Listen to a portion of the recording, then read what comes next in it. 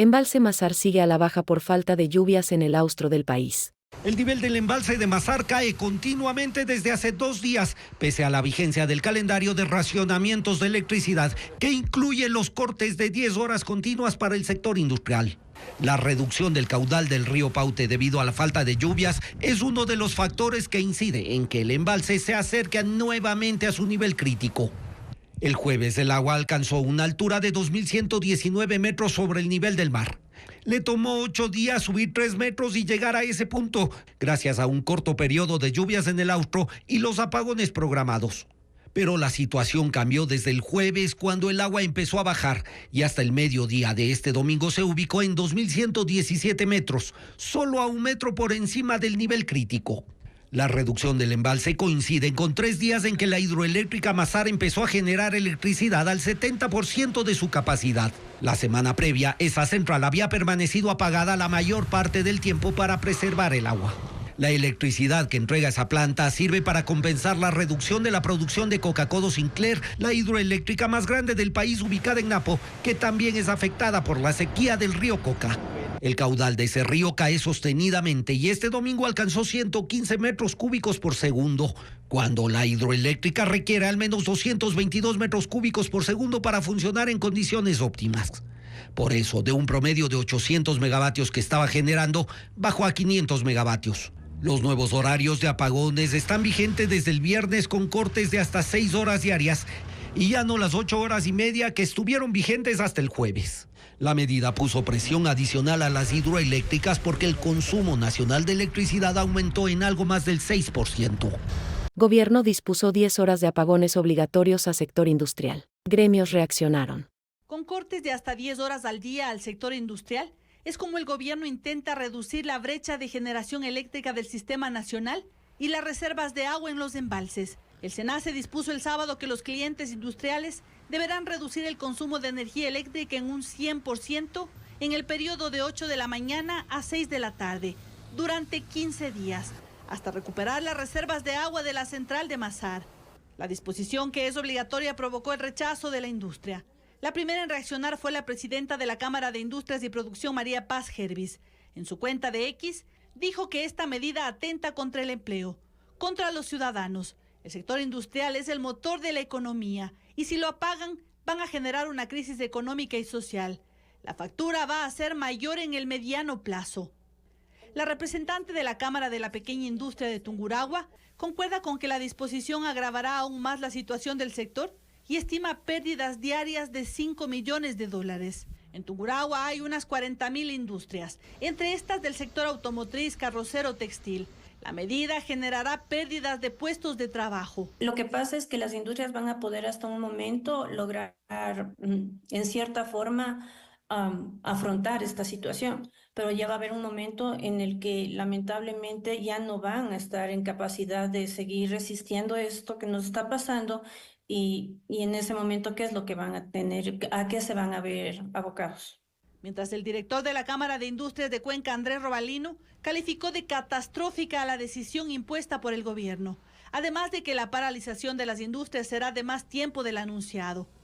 Aunque los cortes son de 10 horas, una industria necesita como mínimo 2-3 horas para enfriar hornos antes de apagar, y cuando los quiera volver a prender son mínimo 2 o 3 horas más. Entonces, en promedio estamos hablando de 4 horas más, además de esas 10. Estamos hablando de 14, 15 horas que las industrias van a estar apagadas. Por lo tanto, quedan muy pocas horas para poder producir.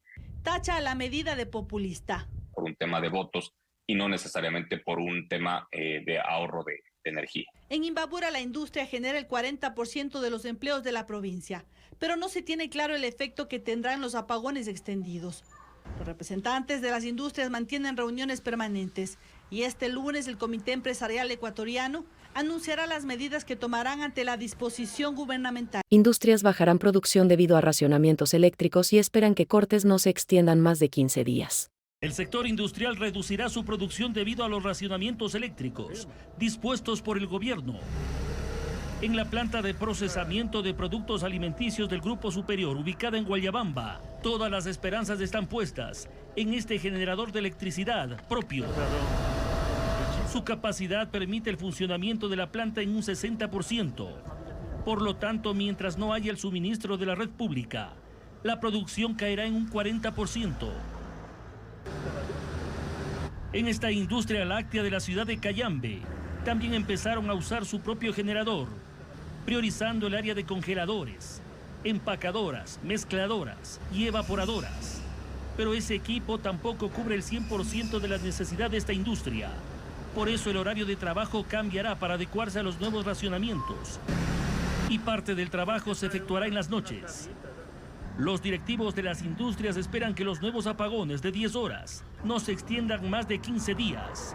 La misma situación se vive en el sector industrial de Tungurahua, Chimborazo, Guayaquil, porque las fábricas no estaban preparadas para este racionamiento de 10 horas, que fueron dispuestos por el régimen de Noboa desde el sábado. Ecuador busca nuevo crédito del FMI. 3 de octubre que el Fondo Monetario Internacional confirmó que Ecuador está considerando solicitar un nuevo crédito. Se trata del Servicio de Sostenibilidad y Resiliencia.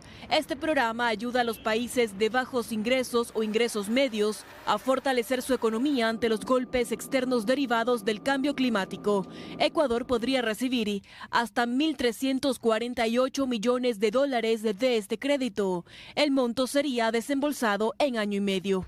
El plazo para pagar el servicio de sostenibilidad y resiliencia es de 20 años, con un periodo de gracia de 10 años. Durante este periodo solo se pagarían los intereses que ascienden al 5%. Este préstamo, en caso de ser aprobado, sería el segundo del actual gobierno. En mayo se aprobó el acuerdo del servicio ampliado de 4.000 millones de dólares, de los cuales Ecuador ya recibió 1.000 millones de manera inmediata y lo demás se entregará en varios desembolsos hasta el 2028. Uno de los requisitos para que Ecuador pueda recibir este nuevo préstamo es que tenga otro programa de crédito vigente con el FMI.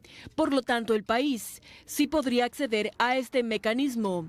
Hasta el momento, Ecuador tiene 23 programas con el Fondo Monetario Internacional y la deuda con este organismo asciende a más de 7.000 millones de dólares. La primera carta de intención que suscribió Ecuador con el Fondo Monetario Internacional data de 1983 y hasta el 2003 había suscrito 16 entendimientos. Del 2007 hasta el 2017 no hubo acuerdos firmados. Las relaciones con este organismo internacional volvieron a entablarse en 2019. En Ecuador, las remesas de los migrantes durante el primer trimestre del año superaron los 3 millones de dólares. Se trata de un récord histórico. El dinero que envían los trabajadores residentes en el exterior a sus familiares en Ecuador ha incrementado durante los últimos 8 años. En este cuadro comparativo, se observa que del 2005 al 2015, las remesas recibidas tuvieron una tendencia a la baja, pero del 2016 en adelante se registró un alza. Es así que durante el primer semestre del 2023, las remesas recibidas fueron de 2.500 millones de dólares, mientras que en el mismo periodo del 2024, la cifra incrementó a más de 3.000 millones de dólares. Esto significa un incremento del 18,05% comparado con las remesas recibidas. El aumento en la migración de ecuatorianos sería la principal causa del alza en las remesas recibidas. En 2022, el déficit migratorio alcanzó los 99.000 registros, mientras que para el 2023, el déficit fue de más de 121.000. Las cifras mencionadas corresponden únicamente a las personas que salieron del país a través de puntos de control migratorio y no retornaron. ¿Cuántas personas están afuera? Es decir, porque una cosa es tener registro oficial y otros los que salen de forma ilegal. Muy similar a lo que pasó a fines de los 90 cuando sucedió toda la crisis económica, la quiebra bancaria, etc. En la época de la crisis económica, las remesas apenas llegaban a los 1.800 millones de dólares. La inseguridad por la que atraviesa el país y la falta de empleo adecuado son las principales causas de la migración que se registra actualmente. Analistas económicos aseguran que gran parte de las remesas recibidas van hacia las provincias de la Sierra Central. Tradicionalmente también son las zonas donde más ecuatorianos salen del país y no regresan. Los especialistas estiman que para el segundo semestre del 2024, las remesas podrían también superar los 3.000 millones de dólares. Fabricación de armas de manera industrial será permitida en Ecuador. ahora es posible que empresas privadas fabriquen armas en Ecuador. La ley de armas aprobada en la Asamblea el pasado martes está por entrar en vigencia y autoriza la instalación de fábricas en el país. La norma mantiene la prohibición de fabricar armas artesanales. Esto se estableció en 2012 luego de operativos en talleres de fabricación en Chimbo. Las que ahora se fabriquen legalmente deberán ser marcadas con las iniciales del país, del fabricante, llevar un número de serie y estar registradas ante las Fuerzas Armadas. Yo voy a tener trazabilidad, yo voy a tener el control. ¿Dónde se fabricó el arma? ¿Quién fabricó el arma? ¿Qué pieza se fabricó? Si es que hay algún repuesto, ¿quién compró? ¿A dónde fue a parar esas armas? Hugo García, técnico en armas, tiene interés en instalar una fábrica. Él confía en que la demanda aumentará debido a que la ley crea también la estructura para el porte civil de armas. Dar empleo al país, de dar soluciones también, porque lo que es importar un arma se demora demasiado tiempo. Podemos exportar, podemos realizar mucho aquí. Edison Romo, experto en seguridad, destaca la importancia que deberá tener el control sobre las empresas encargadas. Espero yo que el Comando Conjunto pueda realizar inspecciones avisadas, no avisadas, para ver su realidad, dónde están, si físicamente existen en los rastrillos o están dadas como dotación. Fabrica 100, vende 20, exporta. El reglamento que expida el presidente de la República sobre esta ley establecerá los requisitos y con ellos los empresarios privados interesados deberán obtener un informe favorable del Comando Conjunto para la instalación de sus fábricas. Según el gobierno, la cárcel de Santa Elena tiene un avance físico del 12%, siendo las torres de seguridad lo más visible. El gobierno armó todo un operativo militar y policial para mostrar los avances en la cárcel de máxima seguridad que construye en Santa Elena. Decenas de uniformados y hasta tanquetas y camiones llegaron al sector Juntas del Pacífico. La prensa también estaba convocada, pero no tuvo acceso cuando el presidente Daniel Noboa y el director general del SNAI, Luis Saldumbide, sobrevolaron y luego recorrieron los terrenos. No dieron entrevistas ni aceptaron preguntas y las cámaras de los medios solo tuvieron limitado acceso luego de que Noboa se retiró. Saldumbide se limitó a leer unas diapositivas. En un boletín de prensa, la Secretaría de Comunicación de la Presidencia informó que los avances físicos de la obra se encuentran en un 12% de los 14,000 metros cuadrados de construcción que están previstos. El reclusorio se levanta sobre un terreno de cerca de 37 hectáreas donde ya están colocadas las varillas para edificar los pabellones, plataformas que albergarán torres de control y parte de las murallas, entre otros trabajos técnicos. No especificaron cuántos trabajadores hay en la obra, solo que 51 de ellos viven en el sector. Según el SNAI, el centro está diseñado para la reclasificación y aislamiento de los presos de acuerdo al nivel de peligrosidad y tendrá un sistema de videovigilancia con inteligencia artificial. Está previsto que la obra, valorada en $52 millones, concluya en mayo de 2025.